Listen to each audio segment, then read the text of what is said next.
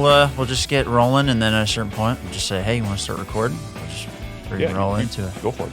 Cool. What'd you eat for breakfast today? Ooh, what did I have today? I'm very robotic with my food. Are and you my like dietary. a regiment guy? Yes and no. Okay. So I'm very regimented with certain things, and that comes from me being an athlete my whole life and being in weightlifting and stuff like that. So when it comes to my food, robotic is not really strong enough a word. I eat the same thing every day for 25 years, and it wouldn't even bother me. Completely plain, no taste, because I did it so long for a purpose. Fuel, protein, energy, and that was it. So I was just like, not to say I don't like good food, but I could easily just go. Did you weightlift for a while? Oh, yeah. I mean, I still do. You can't tell with this jacket, but... You're like pretty jacked. You're a pretty like fit guy. You seem like... I'm not going to disagree. Yeah. It all disappears with the competitively? So back in the day, so I was a baseball player most of my life. Okay. I got hit by a drunk driver, so that kind of took that out of the play. What? Yeah, I was on foot. You were on foot and got hit by a drunk driver? Yeah. In fact, it hit me so hard that it flipped me over the car, and my foot snapped down so hard it knocked the plate off the front of the car. Now, in the front of the car, we live in Rhode Island at the time. Okay. They have plates in the front. Yeah. Yeah, I'm from Long Island originally, so yeah. All right. Yeah, you never would think that would be your relationship with a front plate 100%. of a car. And so then that took me, although I'd lifted my whole life for sports, I was on the floor for like a year, hoping that I didn't have to have surgery. Okay. And then once I did have surgery, I had to teach myself to walk again. And then so when I transitioned back to the gym, instead of ego lifting, I had to be very methodical and careful. And then once I started doing that, my body was just like, ooh, this is great. And I actually looked like I was a lifter, not just a big puffy, beast, which at my highest, I was 300 pounds. Holy shit. At 6'1". Really? I was a beast. I mean, so now like I'm 6'1" right now, maybe 220, 225, but I'm lean. Yeah. But then I was 300 pounds and still relatively lean. Like I was so big in my prime that every morning I have to get up, put baby powder on my legs, and wrap them with ace bandages, because if I didn't, my quads would rub because they were so big, it would get like an abscess. So like too big. Yeah. So completely natural, by the way. You were... That's going to be my next question. It was steak and potatoes. Yeah. And some other stuff. So you're familiar with Liver King's work, Yes, except I admit it. Damn. Do you see he's off now and he's lost like 25 pounds? Is he really? I showed like a picture. Unbelievable. Yeah, I mean, not unbelievable, but. Yeah. I don't know. That stuff was weird. I didn't know what to expect. Like, so when you see stuff like that, this isn't like a dig at Liver King or like, sure. But like, what do you think about things like that where people have kind of an image on one hand, but they're not really telling the truth about other side of it? I think to some degree everybody has that. For sure. Right? And maybe not to that depth. And that was just a beautiful marketing scheme that worked really well and made a lot of people. The guy behind it was selling liver capsules and made millions of dollars. This guy was playing a role. Absolutely. They made millions and millions of dollars. But anyway, again, I think everyone plays that role. Like when I'm in a boardroom, I am Derik, the CEO. You're not going to get the Derik that we go out and have a martini with. But it's certainly not as blurred as what we're talking about, which is blatant lies. Yeah. Right? So, yeah, I mean, listen, everyone, not everyone, that's not fair. The majority of all weightlifters, bodybuilders in that level, they're all doing something. Yeah. And the fact that you don't admit it is just, I don't know, it's just kind of silly, right? Like, maybe we shouldn't say this name. My opinion about Mike O'Hearn, you know who that is? 6'4", blonde guy, 55 years old, looks like a goddamn Greek god chiseled out of like concrete. Okay. Totally natural. Every 55-year-old looks like an 18-year-old. But it's their thing, it's their whatever. So for me, I don't really care. I don't give a shit what you do, right? Got it. Yeah. I admit that I did it when I was a kid. Well, who cares? It's part of my story. Got it. Yeah. When you were going through that rehab phase, what was that like just from a personal level? Like how did you go from being you said ego lifting, so it seems like you probably, or I'm assuming, but maybe like identified with that version of yourself of being Absolutely. Like, I'm 300, I'm lean, Yep. I can Pick lift up a car if 100%. I need to. Yep. So like what was that like to get that reset and then have to build back? Yeah. What changed? Well, actually, I feel like it was the second time I've had to do it in a different way. So I come from a childhood that was very difficult. And so the reason I think I attribute to why I'm so good in situations of stress or turmoil, when things are at like the absolute worst, I mean, I'm at my best. Like I'm good. And I think that's because of where I came from. And so now fast forward to when that happened. I'm not saying it wasn't difficult, but I think I pulled on that from when I was a kid, and it's still true today. I knew that the life that I knew was gone, and I just decided what my new life was going to be, right? So I make a transition. I'm really good at making transitions, and I believe wholeheartedly that in every transition, there's something better in that. Versus people fear transition because they're afraid of the unknown. I've always looked forward to the unknown. Okay. And I've, whether you want to use the word trick or convince, but for me, it's an actual belief that anytime I'm transitioning, anytime something goes wrong, goes right, there's the next phase, I know that it's going to be something better. Got it. Yeah. So, and I've heard you talk about something in these different clips and things like that about mindset and going for things and having these full beliefs and kind of manifesting the life that you want.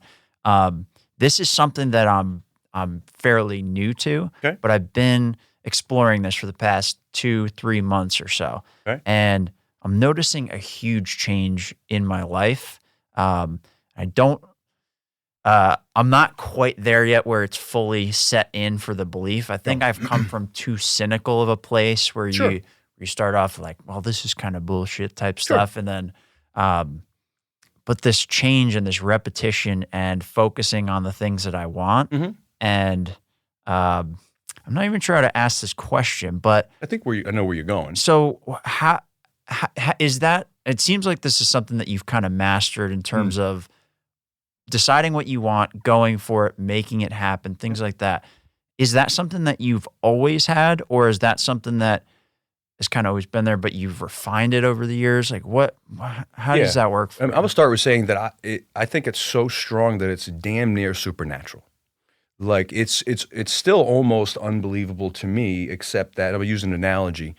The best liars can get through a polygraph because they believe that it's true. Yeah.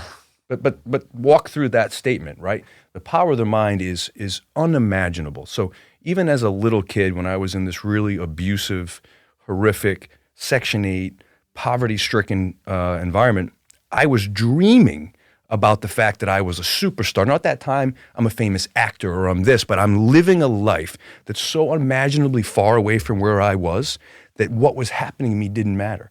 It just, I was there in mind, body, and spirit. And so, of course, I've refined that over the years. And when I say refined, I better direct that energy at exactly what I want. So not just, oh, wouldn't it be great to be a billionaire and be on a yacht and a private plane? It's more, this is that first fucking step. And then you just laser in on it. And there's a power that I can't fully explain.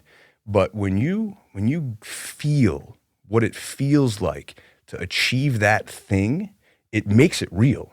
Yeah. Like you have two, there's two of you, right? There's the conscious and the subconscious. And when your subconscious believes what your conscious is telling it, it's game over in a great way. Like you're already there. And so you'll get there, right? Because you'll start, and you're just start to feel these little things.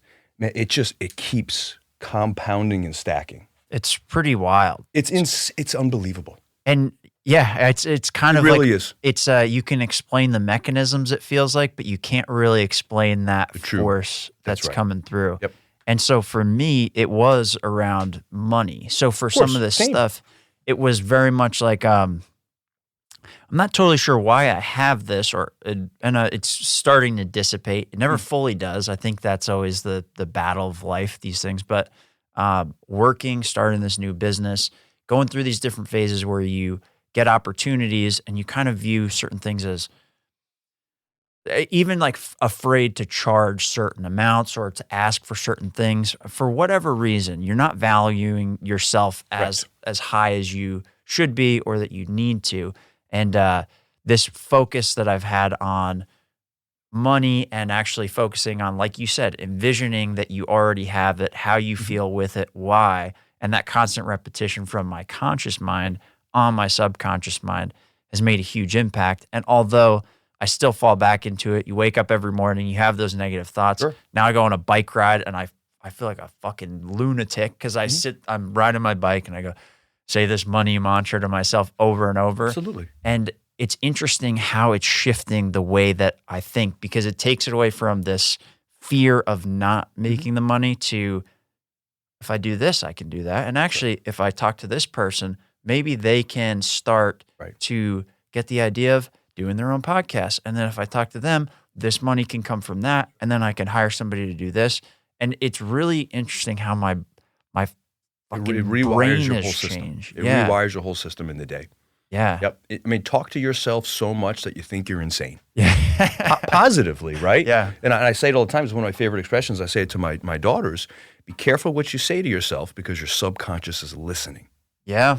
So vitally important. Did you always have do you talk to yourself positively? Always. Okay. Have you always talked to yourself positively? Yeah, I've always been delusionally.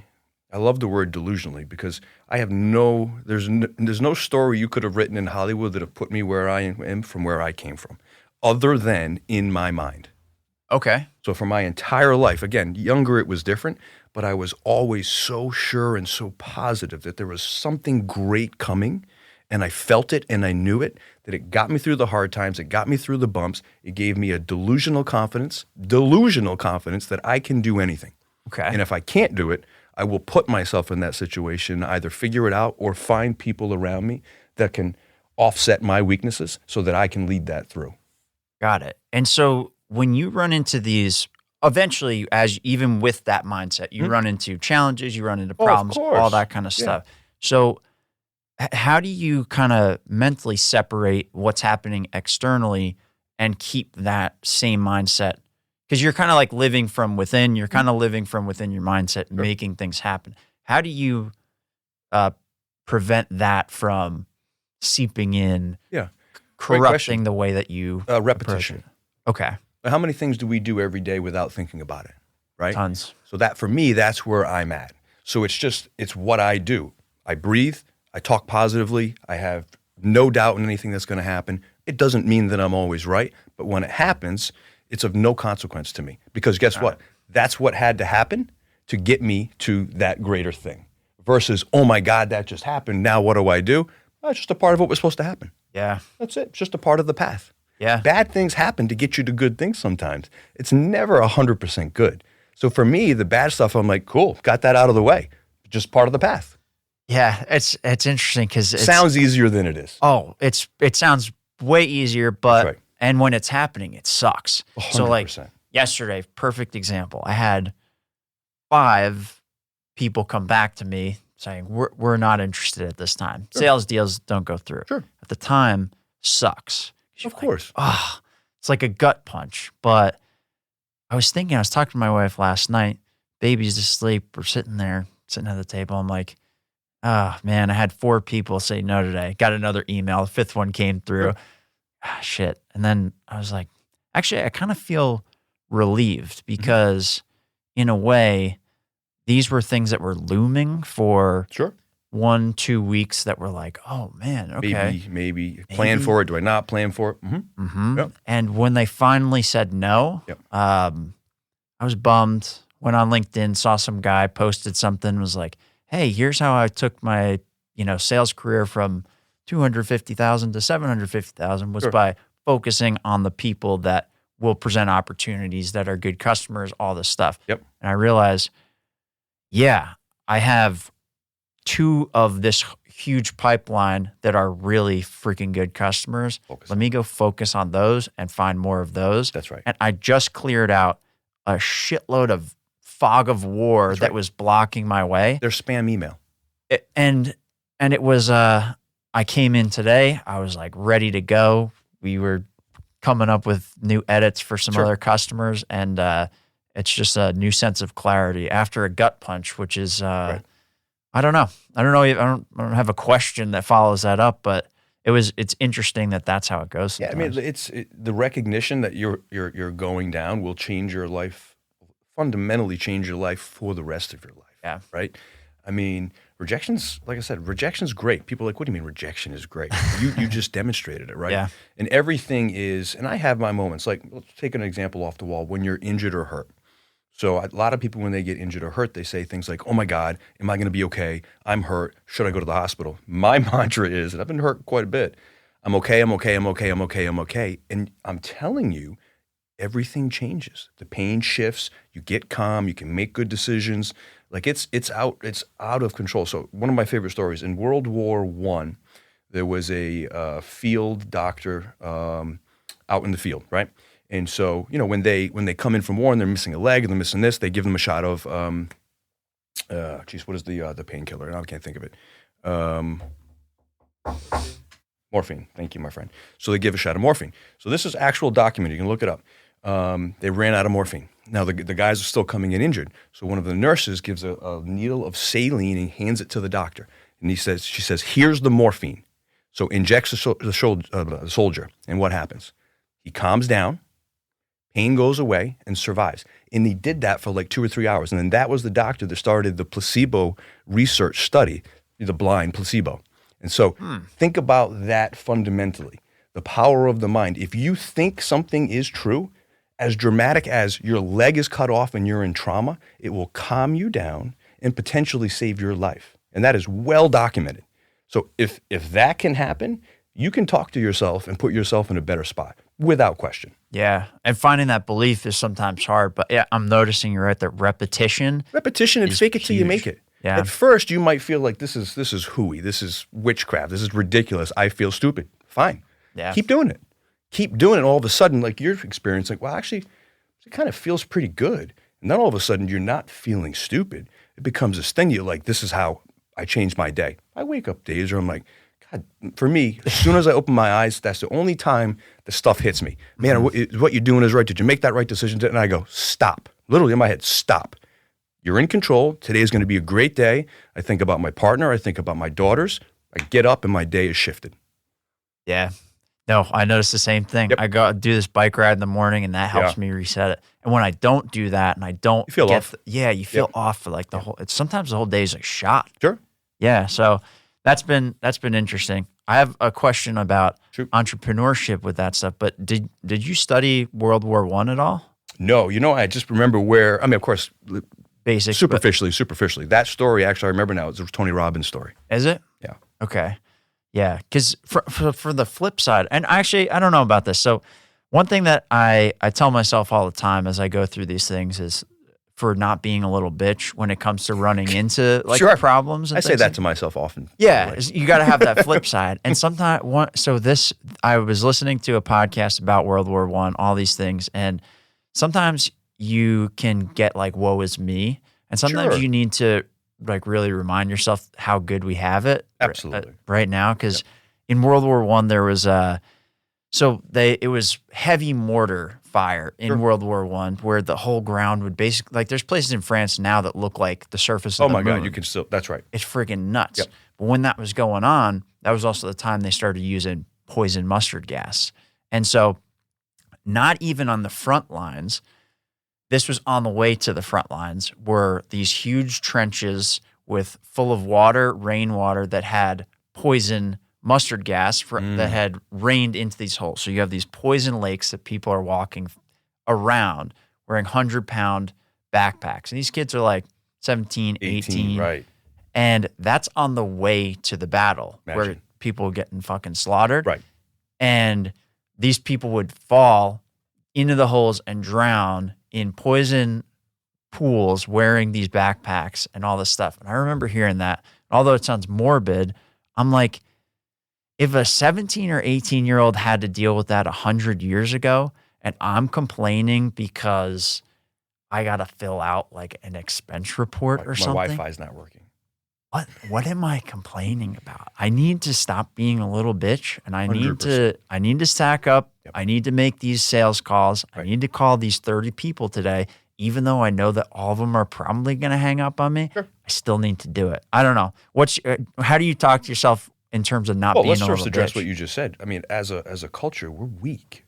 As men, we are weak compared to like my grandfather, who had a big role in raising me. That was a man. Yeah. I will never be that man ever. I think I consider myself a pretty alpha male, but like you just said, we are so goddamn spoiled, but we still find things to complain about. And it's the stupidest stuff. And I'm probably the worst. If I have a car where I don't have AC pumping up my ass, I'm miserable. Okay? Like, let's take stuff into perspective here. Okay? So, no, I agree 100%. I'm not sure what the question was, but I wanted to validate what you were saying. There's almost no question. Sometimes it's a reminder that you just got to stop being a little bitch sometimes. And I love that exact sentiment because I do say that to myself quite often. Absolutely. Is that like a little, like, kind of? Yeah, I mean, that comes from the whole, the when I was an athlete, because I think my coach said it to me all the time. But it does something to me. It reminds me, you verbalize it. I'm not experiencing all that, but it summarizes what I'm feeling, which is grow up. Yeah. Like, grow up. You've got way more than you ever thought you would have. You're blessed, you have this, you have that, and what the fuck are you complaining about? Yeah. Right? And everyone, not just men, but we're talking about men, I think, right now, we're finding excuses in discomfort that doesn't really exist. Mm-hmm. Like, you're not really that uncomfortable. You don't know what uncomfortable is. Not you. Yeah, but no. Globally speaking, most of us don't even know what uncomfortable is. And yet we're acting like, oh my God, I'm such a victim. Grow the fuck up. You're not a victim, right? Yeah. Well, and so how do you talk? I know you help businesses, you do management consulting, all these things. And I was reading some articles. It's from a higher level, but when you're talking to entrepreneurs and business owners and even some of these bigger companies, they are dealing with these emotions of not believing in things. They're dealing with emotions of sometimes being a little bitch. It happens, but like they're trying to get through. They're trying to believe in this stuff. And sometimes you have like a lack of faith in what you're doing and getting forward. When you're working with these companies, what are some of the ways that you tap into that to understand where they're at and then help them get over some of ththese mental blocks that they might have? Yeah, I think the bigger problem is when they won't admit that they're wrong, right? So what I mean is, so it's good to be confident in yourself, but it's not good to be so confident that you're unwilling to recognize that there's shit going wrong. Mm-hmm. And so that's the biggest thing. My company's fine. Why am I here? Do you get that a lot? More than you would think. Okay. So tell me what's going on. Well, everything's actually pretty okay. So first, why am I here? Well, because, so-and-so or this. And so then I immediately know when that happens. And that's where I start. The person in front of me, that CEO, he's the problem. Okay. He's the problem. And honestly, as a CEO, well, let's not say CEO because we're talking larger companies. Let's talk about the founder or the owner. I think no matter what goes wrong in your company, you are at fault. Now, it could be directly your fault or indirectly. Directly meaning you're giving guidance or poor structure or poor vision, or you've given those good things, but then you've delegated to people that are now doing it incorrectly. Okay. And no matter how far down the line you go, if you're a good founder and you want to be successful, everything that goes right, it's your success, right? But where they lack it is when things go wrong, the bad ones redirect it. You're done. You're dead in the water. You may be kind of successful, but if you want to scale and that's the mentality, you're dead in the water. Is that because they're passing off that responsibility? It's because no one can make enough change to fix a problem other than the top guy. And if that top guy doesn't have the mindset that says, hey, it's my fault, you can't get introspective enough to dig into what the problem is. If it's my company and I say it's your fault, well, now what does that mean? I'm telling you, you have to figure it out. It never goes right that way. Yeah. So for me, I lean into the problem, I follow the cracks till I find the source, I dig around, and then I take it, right? So I've had massive success and I've had massive failure. In the failures, I learn more from the failures than the success. Not necessarily true. It's a different lesson, right? Yeah. But in the failures that I've had, it's changed my perspective on how to pivot and how to make really good decisions in the face of failure. Which it's easier to make good decisions when everything's going right, although you can screw up for sure. But when you're about to fail and everything's against you, it's really hard to get out of that emotional, oh my God, what do I do? To kind of draw back, get to neutral, and make good decisions. And it doesn't always save you, but the process for me of going through those experiences has allowed me to never make decisions from an emotional state. Okay. So if I'm euphoric, I don't make a decision. If I'm really feeling bad, I don't make a decision. I wait until I'm calm, I'm in a neutral place, and then I evaluate, then I make my decision. And I think that's been just from going through all of the experiences on various levels of success and failure. Got it. So in that case, what is the success? I want to talk about the failures too, but what does a success look like in that case? Or what's an example of a time that you've gone through this and you've done it and then you've seen it work, you see a success? Meaning from failure to success? Just like when you're in terms of going through this process of working with companies, you say sometimes there's successes, sometimes there's failures in these. When you go and work with a company, let's say the CEO or the executive team is on board with you. They're like, we know this is something that we're missing. Yep. There's cracks here. When you work with a company like that, what's that process like to start finding out what those problems are? How do you get people on board with making those changes, getting in the same goal? And then what does that process look like towards working to a solution and turning things around? I mean, it's typically you start with relaunching a mission, right? Okay. And so the mission is important because you have 5, 10, 50, 100, 5,000 people who are showing up to work every day, right? And so if they don't have a mission, forget their job. The job is secondary. What is this company's mission? What is my core? Because a lot of times their job should not be their core daily activity. It should be the mission. And if you lead with the mission, A, the customers are happy, but B, your employees are happy. And I've said it before, and I'll say it a million times. I would rather have a happy employee than a hardworking employee, without question. Because a hardworking employee will burn out. A happy employee will work hard forever. And so once you do that and you get your employees on board with your mission, of course it's more complicated than this, but you would be amazed how much that changes the entire landscape of your company almost immediately. Through the eyes of your employees, through the eyes of your customers, through the eyes of your vendors. And then all of a sudden there's a synergy that occurs and in what seeming like 6 months or a year, sometimes even quicker, now profitability is up, expenses are down, retention is up. I mean, it happens very, very quickly. Now that's in a case where there's not massive financial problems, where it just needs to be tweaked. And a lot of times these companies that I'm going into are really good and very profitable, but something just feels off. And I'm going to say 70 to 80% of the time, that's what it is. I don't care who you are. I care how good you are. If you aren't taking care of your employees, you're in a sinking ship. It's just a fact. Now, depending on how big the company gets, you can't always be that guy. And that is a huge struggle I've had in companies that I've built that have become really big, because I want to be that guy for everybody. Okay. If you're the 3,000th person I've hired, I want to know your name. I want to send you a Christmas card, but it's not always achievable. It's almost never achievable. But what is I can train the person that's above you to do exactly what I do to the people that are below me. Okay. And then every opportunity I get, whether it's a quarterly meeting or a Christmas party, you go out of your way to make that, and you would be amazed. I mean, astounded, because I still am at a Christmas party for someone that's worked for me for 3 years, and I've seen them 3 times. And I take time to go to their table, shake their hand, say thank you. Some people tear up. People don't want a lot. They just want to feel fucking respected.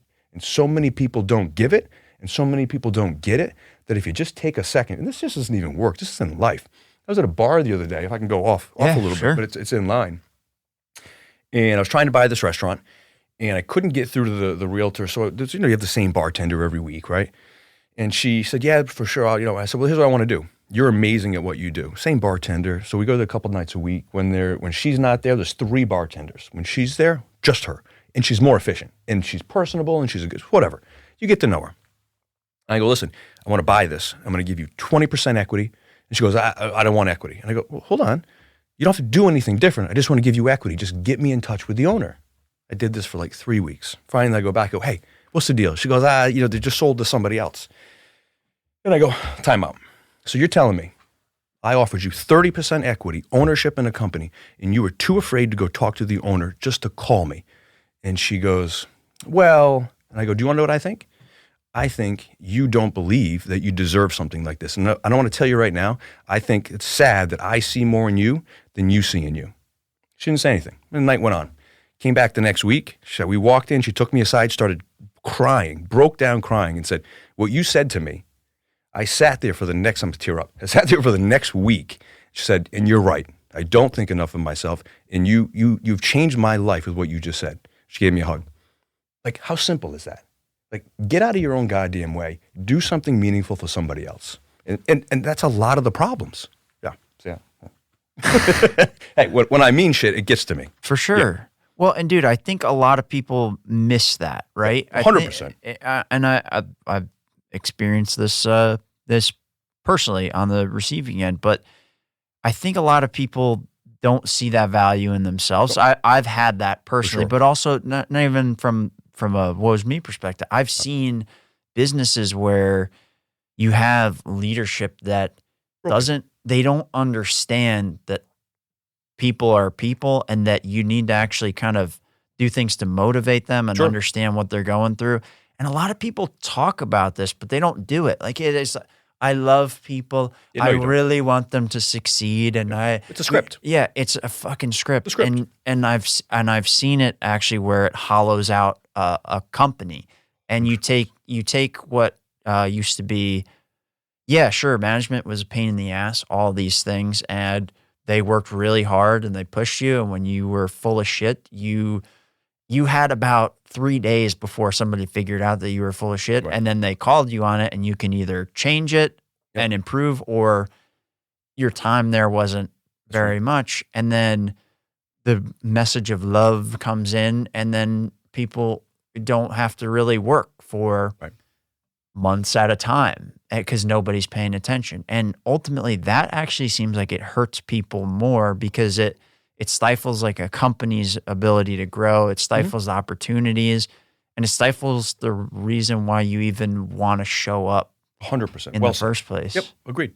Yeah, it's I don't know. That was a huge life lesson, and so let's say in like I know we're jumping all over. So in like a merger kind of situation, I know that you were actually I don't really know. I've read, so I won't say I know, but from the kind of a merger perspective and kind of combining companies and doing that, and when you take over and you start incorporating an existing company into a new company, what are some of the things that you look for in terms of making sure the people that are part of that are taken care of, that this isn't just lip service, like we love you, and then all of a sudden 6 months later, everybody's freaking gone and the culture's like decimated. What are some of the things that you do to make sure that transition goes as smooth as possible? There's always hiccups, but for sure. Now you're talking about mergers. You say you read about. You mean the Forbes article? That type of high level merger, or just acquisition? Yeah.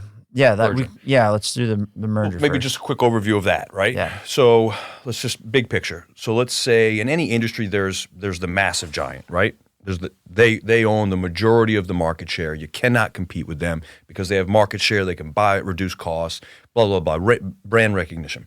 But then in every one of those markets, there's also submarkets of smaller, really successful companies, but their profit margins are lower. They can't scale because the market share is taking all that type of stuff. So what I do is I identify a market that I consider is ripe for a merger of this style, various boxes that I check, right? But almost every one of them you can do it in. And so I take all of these, let's say 4 or 5 really promising, successful companies in their own right. I push them together into one company that operate underneath an umbrella company through 3F Management, my company. And now we have shared resources. Now, what every one of these 5 companies have individually, if you put them together, they are just as strong as this company. This one might be great at technology. This one might be great at operations. This one might be great at this. So the first process is let's get together with the 5 CEOs and their C-suite team, if they're that large, and let's talk about what are you best at? What are you worst at? And then we start plugging in. Okay, great. Your tech is great. Mine sucks. Throw my tech out. Your ops are amazing. Look at your retention. Throw my ops out. Put yours in. Now all of a sudden, we've got this beast of a company that's really strong, and then we've got a board. Okay, so the board is each one of these companies identify 1 or 2 of their key people to go up to the board. Now they're making decisions together for the downline, which is all of those. And so now we've got equal market share or close. We've got shared resources, shared best practices, shared technology, and a couple things happen. Either we're coming after that conglomerate, or more likely they go, we don't want to give up market share. We're just going to acquire you. And then every one of these companies gets a higher multiple on their exit from their company because it's shared revenue, shared EBITDA. Okay. And so with that approach, by taking these smaller companies that specialize, and all these smaller companies always do something that's 100%. Way better than, and sometimes way than the beast, the conglomerate. Way better. A lot of times the individuals do something way better. That's right. But that market share. And so if you've got, let's say in this case, 5 different companies and they're all specializing, but you want to take the best of each, as you bring up people from within those companies, you're actually bringing up the expertise that exists within that company already. So you're not just bringing in these like shell managers that don't know what the fuck is going on with the actual operation, who couldn't tell you what pains their customers have, who can't tell you how the system works, how it was built, the landscape. You have people that actually understand what's going on in their business, and they can take the best of that and plug it into 5 other key best pieces. So you've nailed it. So this company's best at tech. Let's bring up the main tech guy. Now they're in charge of the decisions for tech for all of the 5. Whoa. This guy's best at customer service and operations. Bring him up. Questions for the other 4. He's making the ultimate decision on that. All of a sudden, it's like, wow, we are a powerhouse. Every one of them are a powerhouse individually now, but then you put them together, it's super exciting. And then exit gets so exciting, because let's just say you own one of the 5 companies and you haven't joined yet, right? So let's say you're making, I don't know, $2 million a year. You sell, you get an exit of 5 multiples. So you get $10 million. Beautiful. Now you combine with 4 of the companies, and now your EBITDA is, I don't know, $25 million. So not only do you get the benefit of that, now instead of your exit being 2 or 3, now it's 8, 9, or 10. So instead of getting 10, you're getting 16, 17, 18, 19 million for doing nothing other than becoming a better company and joining this umbrella. You're still operating independently day to day, but the umbrella company of this C-suite team that we've developed is doing so. Okay, I need X widgets. I need X widgets. I need X. So instead of placing 5 orders, you place 1. You've got volume. Price goes down. That's sweet. So, and that solves that issue of. There's complications for sure. For sure. But having that in a bubble, that's how it works. Sure, but having that expertise coming from within those companies, at least probably for the most part, I'm assuming there's times where you got to plug somebody in. 100%. But and there's overarching, like I'm the overarching sentiment for sure. But again, my goal is not to step on toes in any situation. It's to evaluate, encourage, push, and then I'm an angles guy, right? I see the stuff sometimes people don't see, and then I encourage. I don't jump in, because I couldn't do everything I do if I'm always jumping in. Sure. And I don't believe in it either.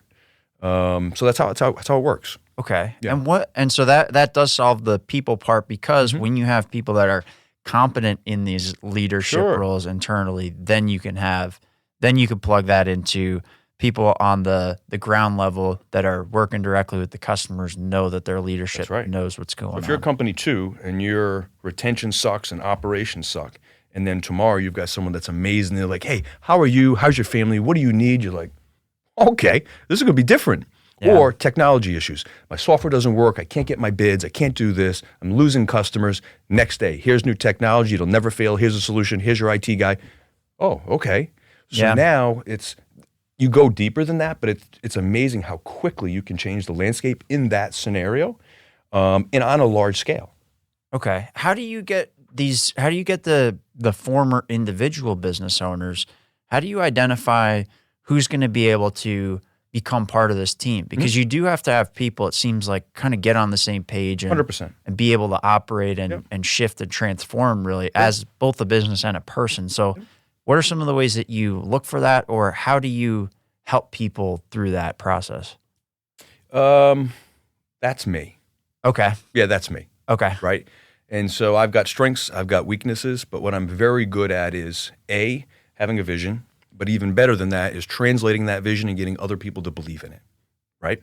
Okay. And so that's what it comes down to. Now, to be fair, I've had my fair share of people go, fuck off. And that's okay, because what I just said, cool, then it wasn't going to work anyway. Sure. Right? And so it seems like a really complicated process, but it isn't. I identify a market, or someone says, hey, there's seems to be like a hole here, which is really what happens more often than not. I don't want to take all the credit. Hey, have you ever thought about this industry? I'm like, no, not really. Show me. I'm like, ooh, okay, yeah, maybe. Now I go, so who's the big boy? This, perfect. Who are the next 4 or 5 high-level companies here? And I go, okay, let's put a meeting together. And I just pitch. Even at my level, I'm still pitching. Yeah. But the pitch isn't very difficult, right? Here's my experience. Forget my experience. I don't even really matter in this. Here's the structure. Here's how you make more money. All you do is get better. You're still in control of your company. What's the pushback? Sometimes fear is just like, I don't want to do it. But 90% of the time people go, yeah, let's talk about that. And then the only real challenge is the 5 founders or the 5 CEOs, they need to put their whatever aside. And that's typically if something goes sideways, it's in that room. And for no other reason than ego. My company's great at everything. I hear that all the time. And in my mind, I'm like, he's out.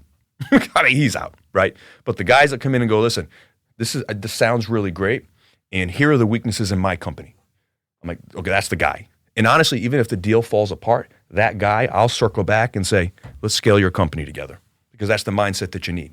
Yeah. Yep. So you take multiple approaches. You'll kind of combine these things. You'll work directly with companies. Yep. Okay. Yeah. For me, I'm very all over the place is not a right thing.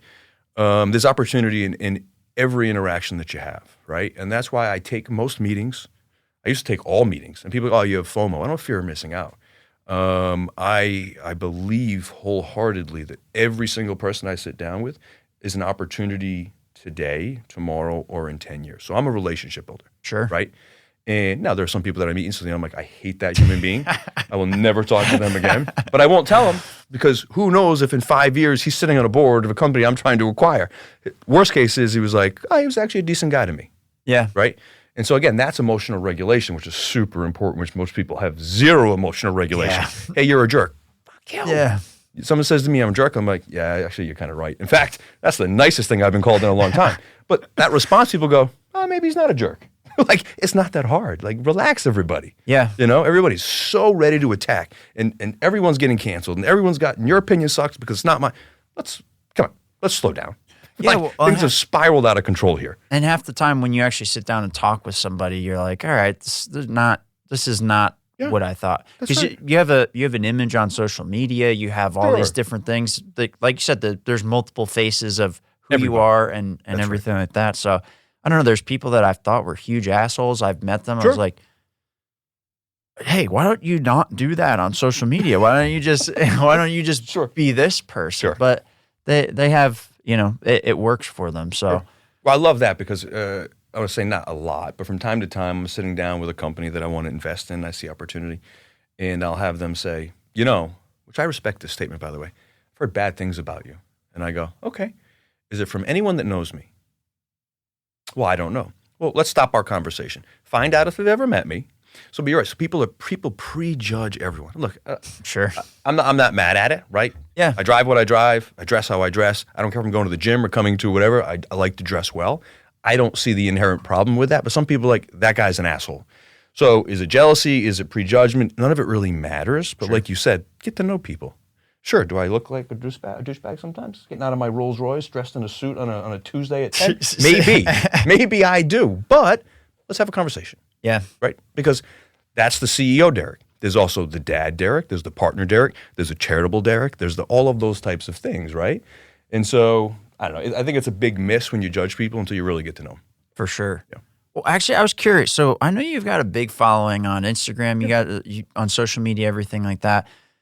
Not interested so much in like the way that it happened and all these things, but more so, what are the opportunities that having that kind of platform has created for you? Like, what kind of doors does it open for you?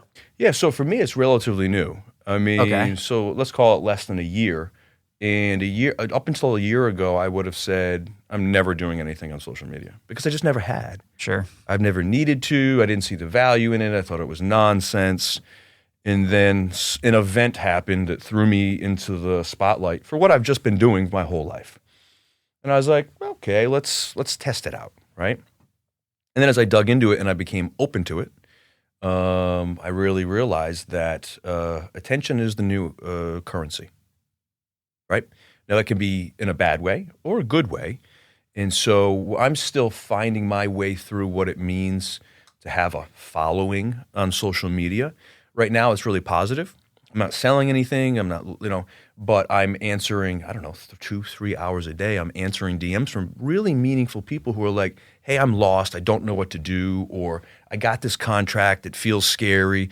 And, but for example, a contract came through, an artist in New York. There was a firm that wanted to represent him. And he started talking to me. I was admiring his art online. He sent me some stuff. And he talked about it. And I said, I'll tell you what, man, just send me your contract and I'll look at it. And so I looked at it, and there was a power of attorney. There was a bunch of like really dirty, grimy stuff that would have destroyed this kid's life forever. And so I'm doing a lot of that, and it's taking a lot of my time, and I'm not making any money, but I feel really good about it. Yeah. And so where this takes me, I don't know. I know it turns into something, and ultimately, if anything, I'm going to use it as a deal flow. So if you have a company and you want to grow, come to 3F Management. We'll see if it works. We'll help. We take equity. We invest money. We do all of these things. But there's also, and I never thought I would say this, like there is a part to this where you can actually be philanthropic on social media. And I don't know that that's ever been done. How so? The way that I'm doing it. Like it's not publicized and it never will be, but if someone reaches out to you and is like, hey, I'm lost. I feel lost. I hate my life. I've seen people say, I don't even know if I want to live. And then you just don't respond or delete. Like, are you a broken human being? Yeah. Right? And so there's at least a give back mechanism there. There seems to be, and I just say I was blissfully unaware, or at least to the extent that it is, there's a lot of really lonely, sad men and women who really want more for their life, but are so frozen they don't even know what that next step is. So if I could take 60 seconds out of my goddamn day to say a few things and that changes their day, like we just talked about with the bartender, I'm going to do it every day. And I'll do it for as many hours as I need to. For sure. Yeah. No, and I think, so one of the things that I do appreciate about the things that you put out is I'm a newer entrepreneur. I look at some of the stuff that you've done. Yes, it's impressive, but also it's helpful. Like there's helpful things in there that get me thinking about new approaches, new strategies, new ways that I can apply some of these lessons to either my business or my mindset. I do appreciate that it's real stuff. Right. Yeah, that is actually an interesting part of it is like you can give back from that just by sharing the experiences. You don't have to just take. Yeah. No, that's sometimes you can take and give at the same time, right? You do have a choice.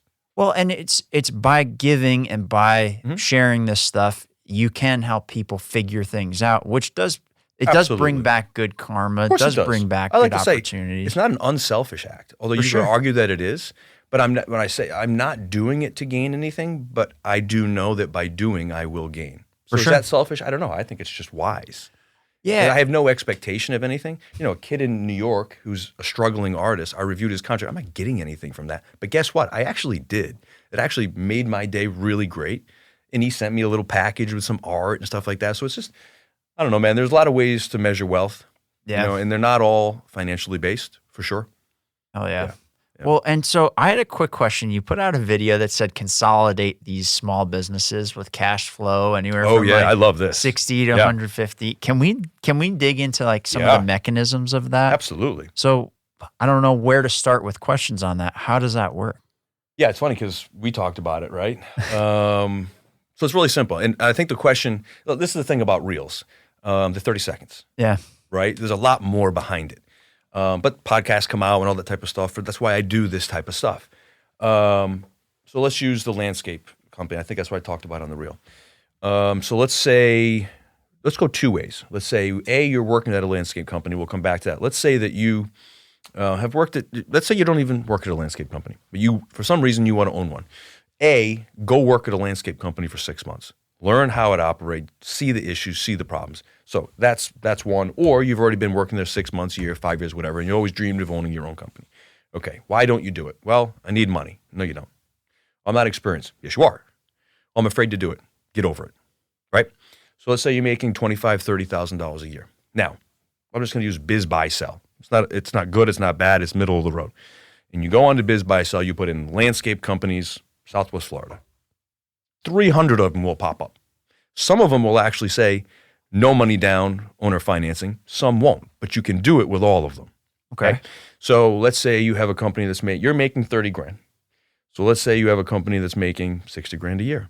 And you go in and you negotiate that you're going to take over the company, zero money down, and you're going to pay them out of profits over the next 6 months, 12 months, whatever. Seems insane. Why would they ever do that? Trust me, it happens every single day. You got to find the right company. Maybe it's a guy that's had this landscape company for 25 years. He's exhausted. He just doesn't want to do it anymore. And he goes, all right, kid, take it. Again, seems unbelievable. Happens every single day. Okay. Every single day. Now, let's say you find one that says, listen, I love it. You're a good kid. I'm done with my landscaping business. I need to get a little bit of money first. So what do?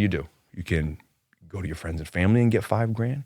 You can apply to the SBA and get $5,000 or $10,000. It doesn't take a lot. There's always an answer, 100% of the time. If you can't figure it out, it's because you gave up. That's just the bottom line. Got it. So now you acquire this company. Now let's take the case where you put zero money down and you're paying $60,000 off over 12 months. Let's call it $5,000 a month, right? So you want to obviously stretch that out a little bit more, but you paid it off in say 12 to 24 months. You've doubled your salary and you own a company that you can sell. So you're making 30, you paid off the company, keep a little bit of money for yourself. So let's say the first year you're still making $30,000. Who cares? You're not any worse off. In fact, you're way better because now you own a company. So after year 1 or 2, you're paid off. You've doubled your salary. You've got experience as an entrepreneur. And a lot of times you can ask the owner, hey, could you stay on for like 30 or 60 days and just kind of show me the book, show me how do you do payroll? And they absolutely will do it. So all of the fears can be adjusted, or hire ADP to do your payroll. Hire a CPA to do your books. Like there's an answer to everything. Sure. Right? Or find some idiot like me and I'll help you. Right? Like it's not that hard. There's going to be, for every 10 people, even if 9 are assholes, if you get through the 9, you're going to find one that isn't. Yeah. Right? And so now you're making double your salary in a year or 2. Fantastic. Now you can stop there and be happy, or you can then go, okay, seem to have a lot of business in Cape Coral. There's another landscape company in North Cape Coral, or there's one in Fort Myers, or there's one in Benito, there's one in Estero. Now I do the same thing over there. Well, but how could I be in both places? Well, you don't need to be. You could then become a floater. You could have 2 managers, or you could have 2 managers and you do nothing and you go acquire a third. And so it starts to compound, right? You have to start stacking experiences.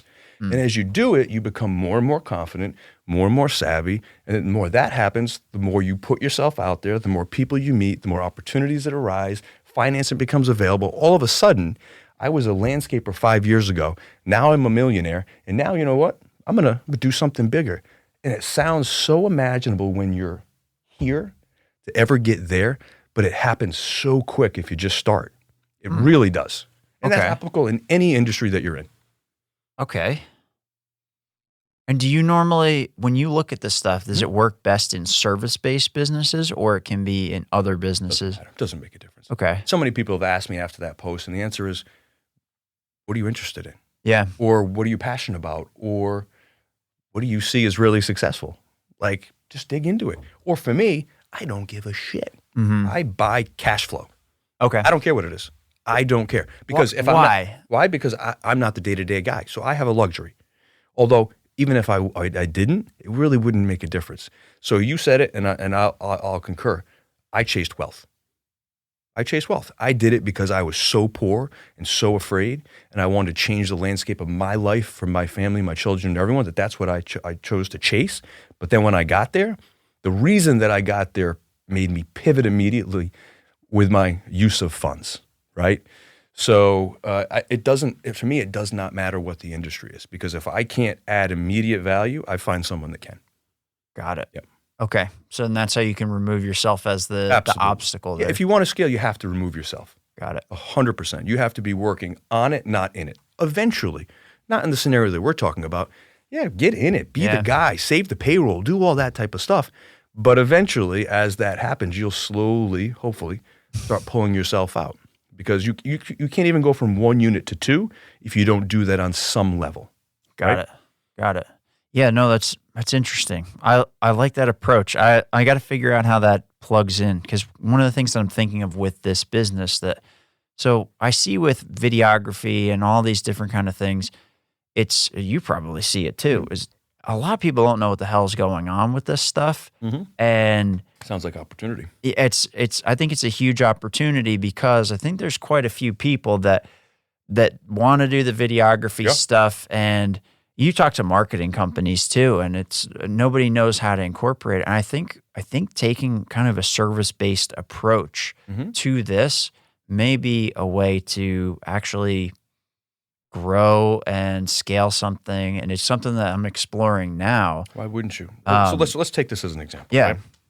What would you say your core competency is? Helping. So the business. Very specific. Podcast, content creation. I know it's more than that, but just helping business owners make video content. Video content. Perfect. Yep. So let's say that's your core competency. We'll do this merger thing, right? So let's name 4 other things. So video content. Then we've got what? Give me 3 other core competencies if you were going to build a completely inclusive media company. Getting people comfortable on camera is a big part of it. So screen tests or something like that. Let's say photography. Let's say photography, video, editing. What else? Distribution. Distribution. Perfect. Doesn't matter if it's completely accurate, right? So now you're the guy with the idea. So now find 4 people that either have their own company, as small as it may be, or 4 people that use on social media are just doing it really incredibly. And then get in there and say, hey, let's get together, right? And so whether you're 50% and they're 20 each, or you're all 25% across the board, it doesn't really matter because the sum of the 5 of you is always going to be greater than you by yourself. Yeah. And so now literally overnight, you've become not a conglomerate, but you've become a fully comprehensive media company. And if you've identified these people correctly, they're going to make you think better. You're going to make them think better. And all of a sudden, you've gone from wherever you are to 4 or 5x. And it can happen so quickly. Okay. And so in those cases, you would want to look at the business that they've got, what they're doing well, take a look at the cash flow piece of that. Sure. And then that's where you would come in and plug in and negotiate for 100%. buying it out or partial ownership or whatever it might be. Yeah. Okay. If all 5 of you are making $100,000, it's an easy deal, right? Mm-hmm. But often there's some variances, but it's not that difficult to do. Really isn't. Where do you start in that conversation? What does that look like to go to these businesses? I've got an idea. Okay. I mean, it's really simple. Right? Don't overthink stuff. You're a smart guy. Just get in the room with the people that you think add value and have a conversation. It really is that simple. Got it. And for me, we talked about it yesterday, every first conversation I have, no matter what the deal is, whether it's $1 million deal or $1 billion deal, everybody wants to jump in. What's the detail? Me, I loosely talk about the stuff. I want to tell you my vision, big picture, very loose on details. I want you to get to know me. I want to build trust. I want to show you that what my morality is. I want to show you what you're getting in a partner. And then let's step back for a bit. Go home, think about it. Then meeting number 2, cool, let's get into it. Because if they come back or if you want them to come back, at least on a superficial level, I can deal with this guy. I like his personality. I like where he's going. I like what he's done. So now you've gone neutral, right? Because first impressions can suck sometimes, and then people go away and go, actually, it wasn't that bad. Maybe I just kind of was having a bad day. Yeah. And then you get back in there and you talk about it. You've given them all time to think, and then they're going to have as much to say or ask as you. So I just pitch the big picture, get to know each other. Maybe it's over lunch or whatever, and then say, let's do a follow-up. And in fact, a lot of times, hey, let's get into details. I go, listen, I think today I just really wanted to get to know you. I can't be partners with someone that I can't at least have a coffee with. Yeah. And so I got to run now, but let's schedule. And then next meeting, let's really get into it because I feel really good about this partnership. And then get out. Okay. Everyone tries to rush stuff, right? For sure. Yeah. And make it too business. serious. Like, relax. Guys, tense. listen. Yeah, exactly. Shit. All right. Well, dude, I really appreciate all these insights, man. Sure. This has been really valuable. And I'm looking forward to the future conversations. Yeah, maybe too. The next one is got a couple martinis. Absolutely. And you're gonna merge this. I'm gonna take half. All right. Well, if you said all right, tape it. You got it. If you can do what you say you can do, I will more than gladly give you half. If you can turn this into something big as shit, we'll put that on camera. It already is. That's why I shut my mouth. I know when to talk and not to talk. Allegedly. Appreciate you, brother. Derik, thanks for doing this. Yeah, my man.